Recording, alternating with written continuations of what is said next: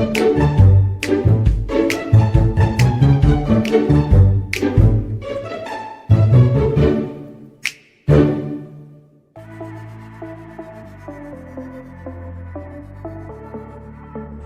is our group members. First is Corinne, second is Joycelyn, third Emilia, and lastly is Felicia.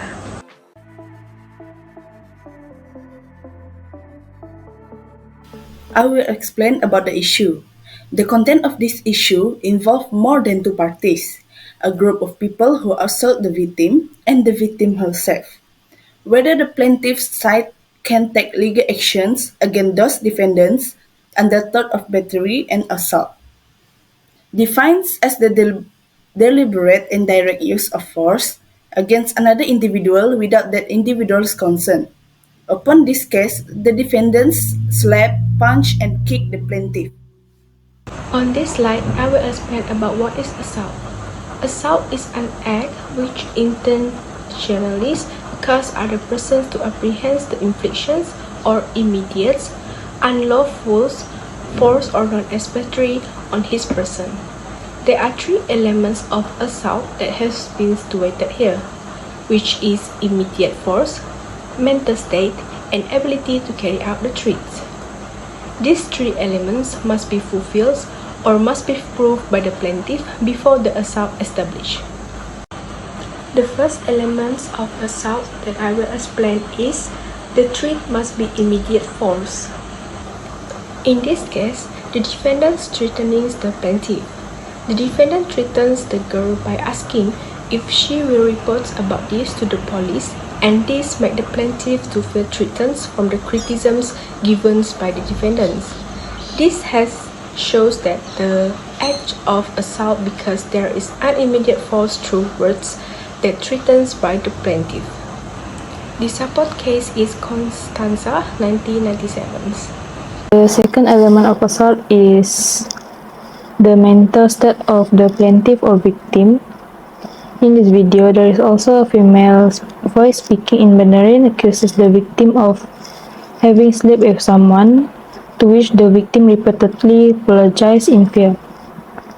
This has caused the plaintiff to feel fear. The supported case for this element is the Verfile versus Savage. The third element for assault is the ability to carry out the threat. The victim said she will not go to the authority to report them. This shows that the victim acknowledged the capability of the defendant to carry out their attack on her if she go to the authorities. The supported case for this element is Stephen versus Myers, 1830. Battery can be defined as force against someone else knowingly and directly without that person's permission. When someone purposefully make contact with another that is harmful or objectionable, that person has committed battery. The first element of battery is the intention of the defendant. For example, in case Scott versus Shepherd in 1773, a light liquid was thrown by the defendant into an open market area, and his gesture affected the plaintiff directly. As for these cases, the defendants definitely have the intentions to harm the plaintiff by calling the plaintiff over to the staircase to harm her from the start. As for this element, the defendant must commit the actions of kicking the plaintiff's body intentionally, an act which directly results in the injuries of the plaintiff, which they did.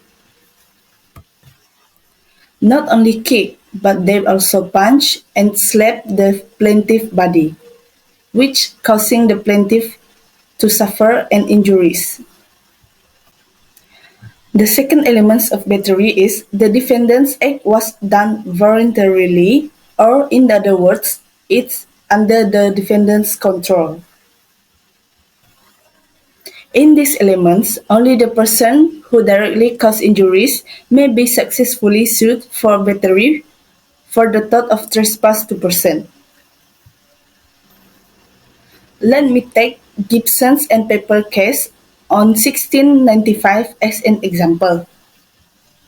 The defendant was riding a horse when someone hit the horse from behind, causing the horse to bolt. The horse collided with the plaintiff, which is causing an injuries to the plaintiff. As for this case, the defendants have the defendant have complete control over the action, which is kick, slap, and punch the plaintiff. From the start, they can choose whether to kick, slap, and punch the plaintiff. They can choose the action whether to not do it or do it, but instead, they do it, which causing the plaintiff an injuries. Thirdly, in battery, there must be intentional touching or hostile contact. There will be no battery if there is no contact or applications of force on the plaintiff's body or clothing. This case has been interpreted to mean that contact with things attached to the person will only amount to a battery if there is a transmission of force to the body of the plaintiff. For example, in the case of Lindsay in 1995. So, in this case where the assailants have physically attacked her by slapping and kicking the plaintiff while she sits with her back against the wall near the staircase. Also, that another girl is using slipper to smack the plaintiff as she keeps saying that she will not sleep with that person again. Well, yet again, the defendant continues to berate and harm her, leaving her with bloodshots and bruised eyes, according to the Rakyat Post article. So this has shown that there is act of battery because there is a contact and applications of force on the plaintiff's body. The last elements of battery. 1. Cannot touch another person without his consent or without lawful justification. For example, in the case of Nash versus Shen in 1953. So in these situations, the defendant action was done without the plaintiff consent. Based on all that, all the 4 elements of battery are being established here where all the elements were applied by the defendant. The plaintiff was being abused and attacked by a group of individuals, leaving her with no choice but to obey. Defenses for assault and battery. First of all, we got self-defense. And in this case, there is no self-defense by the plaintiff as she was being abused and was forced to agree and obey to them. In the article headline said that, let me ask you, will you report this assault to the police? A female voice can be heard as asking, to which the victim's reply she will never go to the authorities. This was according to the Rakyat Post article. Second, we got consent. The plaintiff didn't give any consent to the assailants to abuse her. Instead, the victim's cheerful apologies fell on deaf ear as the assailants continue the assault. And the Bob keeps kicking and hitting the victims in spite of her explanations of guilt. That is all from our group. Thank you.